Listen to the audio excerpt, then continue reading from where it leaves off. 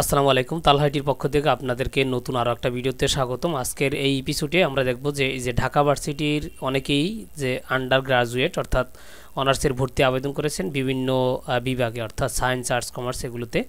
সেগুলোর মধ্যে আপনি পরীক্ষার জন্য যে অ্যাডমিট কার্ডের সিট প্ল্যান বা অ্যাডমিট কার্ড ডাউনলোড করতে হয় সেটা আপনি কিভাবে বাসায় বসে করতে পারবেন আপনার মোবাইল অথবা কম্পিউটার অথবা ল্যাপটপের মাধ্যমে। আজকের এই ছোটো ভিডিওটায় সেটাই দেখাবো।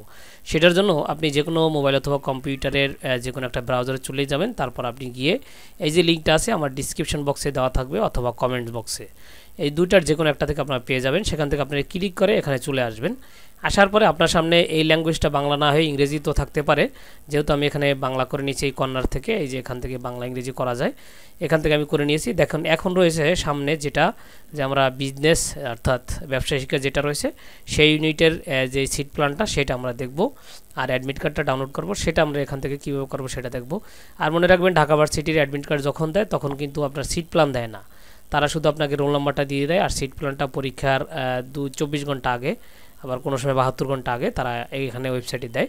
আমরা সেটার জন্য আমরা এখানে আসার পরে এইভাবে অপশন পাবো, তখন আপনার লগ ইন বাটনে চলে যাবেন। লগ ইন বাটনে আসার পরে এখন আপনার কাজ হলো যে আপনি উচ্চ মাধ্যমিকের যে রোলটা ছিল সেই রোলটা দিবেন। আমরা এখান থেকে উচ্চ মাধ্যমিকের রোলটা দিলাম। তারপর এখান থেকে বোর্ডটা সিলেক্ট করে নেবেন, যে বোর্ড থেকে আপনি উচ্চ মাধ্যমিকে পাস করেছেন। আর এখান থেকে সালটা ডিফল্ট আকারে থাকবে। আর নিচের দিকে এসে আপনি আবার এসএসসি রোলটা আপনি দিয়ে দিবেন। দেওয়ার পরে আপনি এখান থেকে দাখিল বাটনে প্রেস করে নেবেন। দাখিল বাটনে প্রেস করার পরে এই পাশে আপনার ছবি এবং নিচের নাম, জন্ম তারিখ এগুলো দেখা যাবে। আর এখান থেকে আপনার আবেদনের অবস্থার ক্ষেত্রে আপনি এখান থেকে কোথায় কোথায় আবেদন করেছেন সেটা এখান থেকে দেখতে পাবেন। দেখেন এখানে কিন্তু এইটার আবেদন এখনও আবেদন করা হয় নাই, শুধু এইটার আবেদন করা হয়েছে। এখান থেকে আবেদন ফি, প্রবেশপত্র, আসন বিন্যাস এই তিনটাই দেখা যাচ্ছে। যখন আপনি যেটা ডাউনলোড করতে চাবেন তখন আপনি এই যে এখান থেকে হাতের মতো ক্লিক আছে সেটা আপনি ক্লিক করলেই কিন্তু এটা হয়ে যাবে। এই যে দেখেন এখানে আমি যদি এটা হাতের মতো ক্লিক করি এখানে, তাহলে কিন্তু এই প্রবেশপত্রটা ডাউনলোড হবে। আর যদি আমি এই পাশে এই যে আমার এটা প্রবেশপত্র ডাউনলোড হলো, আর যদি এই পাশে এসে আমি আসন বিন্যাসে ক্লিক করে নেই, আসন বিন্যাসে ক্লিক করার পর এখানে ছবি, নাম এবং নিচের দিকে এসে আপনার রোল, সিরিয়াল নাম্বার, আপনার স্থান, আপনার কেন্দ্র, রুম নাম্বার সবটা দেখা যাবে। আপনি কত নম্বর ফ্লোরে আছেন আপনার কেন্দ্রটা আছে সেটা আপনি এখান থেকে দেখতে পাবেন।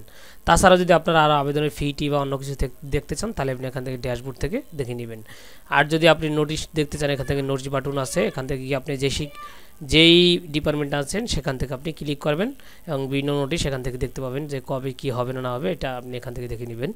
এই ছিল মোটামুটি আজকের ভিডিও। যদি আপনার ভালো লাগে অবশ্যই কমেন্টস এবং লাইক করতে পারেন। আর কী ধরনের ভিডিও চান সেটা আপনি কমেন্টসে জানাতে পারেন। আর আপনার কোনো বুঝতে সমস্যা হলে সেটাও কমেন্টে জানাতে পারেন। আজকে এই পর্যন্ত, দেখা হবে আবারও নতুন কোনো এক ভিডিওয়ে। আল্লাহ হাফেজ।